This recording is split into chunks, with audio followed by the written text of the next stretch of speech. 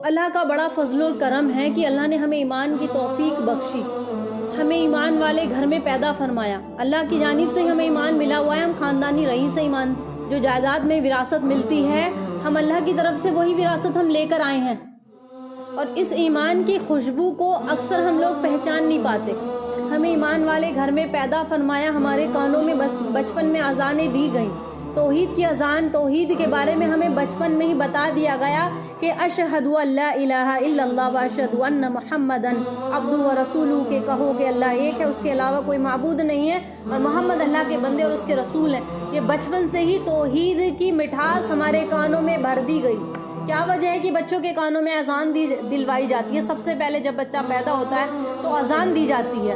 وجہ کیا ہے کہ بچپن سے ہی اس کا پہلی لفظ، پہلا کلام جو بچہ سنے وہ توحید کا سنے، وہ رسالت کا سنے، کہ جب یہ بڑا ہو دھیرے دھیرے اس کے اندر ایمان کا شرور ایسا پیدا ہو جائے کہ وہ اپنے رب کو بھول نہ جائے کہ جس نے اس کو ایمان والے گھر میں پیدا فرمایا ہے۔ کیونکہ ہمارے بچے، ہمارے خاندانوں کے بچے آج جو دور جہالت کے عروج پر ہے، لیکن اللہ بڑا مہربان ہے، وہ اپنے بندوں کو اپنے قریب کرنے کا میسج پہنچاتا ہے۔ میرے بندوں، جاؤ ان کی بات سنو، تمہارا ایمان لبریز ہوگا، تمہارا ایمان تر و تازہ ہوگا، تم جاؤ اور سنو۔ سننا اصل ہے، عمل میں انسان جب ہی آئے گا جب سنے گا۔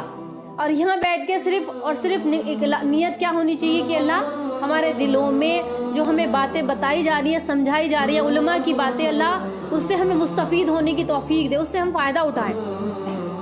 بڑے بڑے بادشاہ اس زمانے میں ایسے ہوا کرتے تھے کہ جب علماء اکرام آتے تھے تو وہ خود کانپنے لگتے تھے، اتنا رعب اللہ تعالیٰ نے ان کے دلوں پر ڈالا تھا کہ علماء کی محفل میں بیٹھنا تو باادب بیٹھنا، پر اخلاص بیٹھنا، اور اپنے آپ کو بالکل ایسی خالص نیت کر کے بیٹھنا کہ ہم کس محفل میں بیٹھے ہیں، کہ ہم اللہ جل شانہ کی محفل میں بیٹھے، کسی منتری کی اور کسی منسٹر کی محفل نہیں، اللہ جل شانہ کی محفل ہے۔ کتنے باادب سے، احترام سے بیٹھنا چاہیے، اور جو سامنے والا صاحب دعوت دینے والا جو تمہیں دعوت دے رہا ہے اس کو کتنے اچھے طریقے سے اپنے اندر تمہیں اتارنا چاہیے۔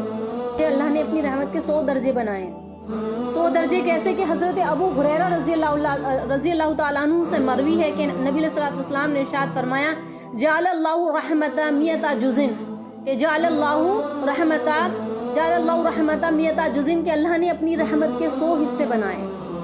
اس زمین پر صرف ایک ہی حصہ اتارا ہے، 99 حصے اللہ نے اپنے پاس رکھے ہیں، ایک حصہ زمین پر اتارا ہے۔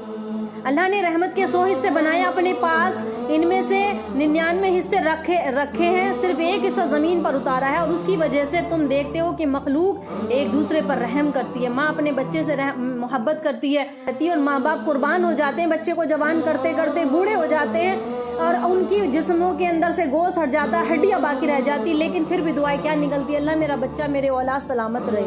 یہ وجہ کیا ہے؟ یہ اللہ کی طرف سے رحمت ہمارے دلوں پر برسی ہوئی ہے۔ ایک ماں اپنے بچے سے محبت کرتی ہے، باپ اپنے بیٹے سے محبت کرتا ہے، ہم رشتہ دار، پاس پڑوسی، ہم مسلمان آپس میں ایک دوسرے سے، یہاں تک کہ ایک جانور بھی اپنے بچے پر پیر اور خر نہیں رکھتا کہ اس کا بچہ کہیں دب نہ جائے۔ ایک پرندہ اپنی چونچ سے اپنے بچے کو کھانا کھلاتا ہے۔ وجہ کیا ہے؟ کہ اللہ نے رحمت دنیا میں ایک حصہ دنیا میں اتاری ہے، اسی وجہ سے ہم سب آپس میں ایک دوسرے سے محبت کرتے ہیں اور ایک دوسرے پر مہربان ہیں۔ کہ اللہ کی رحمت کیسی ہے کہ اللہ تعالیٰ نے بنی اسرائیل کے 99 قتل کرنے والوں کی بھی 99 قتل کیے تھے بنی اسرائیل کے ایک شخص نے، اللہ نے اس کی بھی مغفرت فرما دی۔ واقعہ بہت طویل ہے، میں ابھی بتاؤں گی انشاءاللہ۔